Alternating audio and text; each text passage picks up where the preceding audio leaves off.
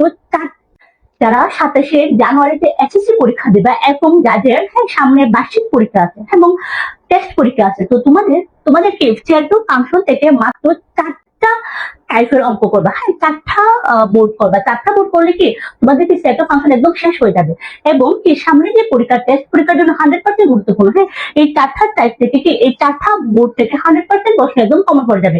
এই 4টা বোর্ড থেকে কি 100% 10 থেকে 15 মার্ক একদম কমন, 10 থেকে 15 মার্ক একদম কমন। তো আজকে আমরা দেখতে যাচ্ছি সেট এবং ফাংশন। তো সেট এবং ফাংশন অধ্যায়টি ধরলে তো আমরা কি প্রথমে কি দেখছি পাওয়ার অফ সেট বা কোনটা ইউনিয়ন সেট, কোনটা পূরক সেট, এগুলোর মান খুব বেশি আসে। এবং ফাংশনের ক্ষেত্রে যে ফাংশন কি এরকম ফাংশন চলে আসে, ঠিক আছে? ধরো f ইকুয়াল টু x এত হলে যে x এর মান কত, বা 1/x ইকুয়াল টু কত হলে এটা সমান কত, -3 বা -4 এরকম থাকে। হ্যাঁ, এরকম মানগুলা বেশি চলে আসে, এরকম মানগুলা কি বেশি চলে আসে। তোমাদেরকে আজকে আমি জাস্ট 4টা বোর্ড দিব। 4টা বোর্ড করলে সেট এবং ফাংশনের 20+ মার্ক কমন, 15+ মার্ক কমন।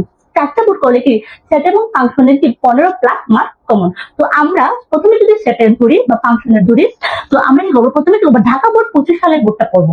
তো প্রথমে ঢাকা বোর্ড 25 সালেরটা করার পরে আমরা কি বুঝতে পারবো যে ওইটা কি কি প্রশ্ন আসছে। যেহেতু মানুষ কি বলে যে ঢাকা বোর্ডের প্রশ্ন কঠিন করে, কিন্তু ঢাকা বোর্ডের প্রশ্ন খুবই সহজ করে। সবচেয়ে বেশি কঠিন করে কুমিল্লা বোর্ডের প্রশ্ন, সবচেয়ে বেশি কঠিন করে কুমিল্লা বোর্ডের প্রশ্ন। হ্যাঁ, বর্তমানে কি যে সামনের পরীক্ষা থেকে একই বোর্ডের মানে একটা প্রশ্ন থেকে প্রত্যেকটা বোর্ডের প্রশ্ন কমন করে যাবে, মানে একটা বোর্ড দিয়ে প্রত্যেকটা বোর্ডের প্রশ্ন হয়ে যাবে, ঠিক আছে? আগে তো আমরা আলাদা আলাদা পরীক্ষা দিচ্ছি, ঢাকা বোর্ডের প্রশ্ন আলাদা, কুমিল্লা বোর্ডের প্রশ্ন আলাদা, সিলেট বোর্ডের প্রশ্ন আলাদা, এরকম হবে না। একটা প্রশ্ন দ্বারা সব বোর্ডের পরীক্ষা হয়ে যাবে। তো আজকে আমরা দেখবো যে এই 4টা বোর্ডের কি কি বোর্ড পড়লে আমাদেরকে বার্ষিক পরীক্ষা 100% কমন পড়বে, টেস্ট পরীক্ষা 100% কমন পড়বে, এবং যারা 27 সালে ফাইনাল পরীক্ষা দিচ্ছ তাদের জন্য এই যে 4টা বোর্ডের প্রশ্ন 100% গুরুত্বপূর্ণ। এবং এই 4টা বোর্ড পড়লে কি তোমাদের সেট অফ ফাংশন আর পড়তে হবে না, আর সেট অফ ফাংশন আর পড়তে হবে না। ওকে, তো প্রথমে দেখি ঢাকা বোর্ড 2025 সালেরটা পড়বা।